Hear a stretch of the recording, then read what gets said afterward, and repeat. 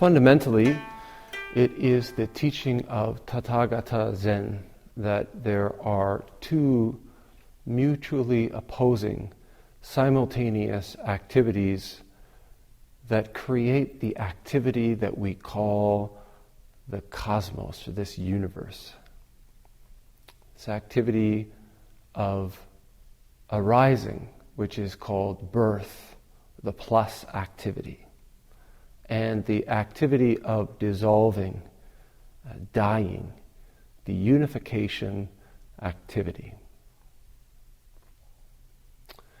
When we come to practice Zen, many of us have engaged throughout our lives in a great deal of awareness of the plus activity, the activity which is arising, differentiation. If we look at a metaphor like waves on the ocean, we, for the most part, most of us, are aware of this activity of the swell, arising. When we look around us, we're encouraged by our culture, by our family, to clearly identify who it is that we think we are and what it is that we're looking at. When I'm looking at a tree, I want to know what kind of a tree. When I'm looking at a person, I want to know what kind of a person. And when somebody asks me about me, I want to be able to clarify who it is that's speaking in some detail. This is the plus activity. More and more in our lives, we're asked to really clarify, to build, to expand this identity, this personality, this thing that we call an I am. And so we spend a lot of time going to school, getting jobs, making money, getting relationships, marriages, maybe several of those, so that we can have a much more clear, much more easy to point to I am, bigger, stronger, more unique, more distinct. And there's nothing wrong with that. The challenge is that this is only half of the equation. And there's this other half that usually we try to avoid as much as possible. And this is the activity of minus, dissolution, death. This is the activity that we experience when things change, where things that have arisen and come to fruition begin to decay and fall apart and transform and return to the origin, the minus activity.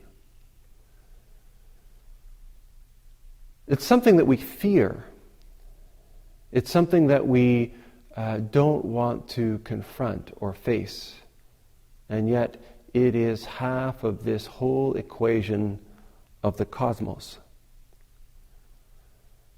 And so when we find ourselves feeling stretched out, feeling isolated, like a wave that's just grown and grown until we don't recognize our own home anymore, we can come to Zen practice where we turn around. We turn around and face this minus activity. In all of the aspects of form that we engage in, we are encouraged to investigate both of these activities. But just like in our external life, in the world outside, in our relationships and in our work, there is an emphasis on the plus activity, the arising activity, the birth, creation activity. In Zen practice, there is a shift in balance to the investigation of the minus activity. The question that we ask in Zen practice is, where do I come from? Where is my true home? So from the moment that we walk into this practice, we walk into this meditation hall, the balance shifts. And we can acknowledge this shift of balance when we enter into the Zendo, and just this activity of bringing our hands together, palm to palm. Plus and minus meet in unification. Left and right meet at zero, and we bow. We enter into practice, practicing the minus activity. Each of us, as we come into the Zendo, carries a bunch of preferences and choices. Things that we like and things that we don't like. Things that we want and things that we want to avoid. And when we come into this communal practice, the practice is to let them go. There is a form here, a form that governs how we interact, how we practice within the confines of the Zendo. There's nothing holy about it. There's nothing right or wrong about it. It's just the form. And our practice isn't even to like that form, but to investigate our relationship with it, to engage in the practice of dissolving into it, and to witness how often throughout practice we arise from unification, and how we are able to return home, to dissolve back into the practice that we're engaged in. So we do a number of practices here: chanting, sitting, walking, bowing. And if you practice for long enough, you're going to like all of those activities. And if you practice for long enough, you're going to hate all of those activities too. And if you do them for long enough, at a single practice opportunity, you're going to love and hate all of those activities in turn. And this is okay. This is a part of this practice. Just watching the walking meditation, it's interesting because I can watch the practice that we are engaged in, whether we are able to let go into this activity of becoming one, dissolve into our original home as the activity of walking with everybody in the room, with the room itself, with this whole world manifesting as the activity of walking. And you can see it. You can see it in yourself, and you can see it in those around you. There is this effortlessness in keeping in step, an effortlessness in maintaining a distance which keeps the connection, which keeps this activity unified. And then there are moments where you see a break, where this thing that we call I am stands up and assesses what we're doing, looks at what we're doing, judges what we're doing. And sometimes the feet at this moment fall out of step. We lose our connection.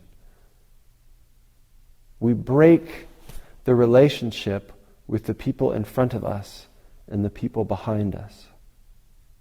And this walking meditation is a powerful teaching because we are able to see how our lives function when we're acting, when we're engaging in a way which affirms this fundamental connection. When we're making relationship with the people in front of us, we are a conduit of harmony. And the people all behind us are able to manifest harmoniously.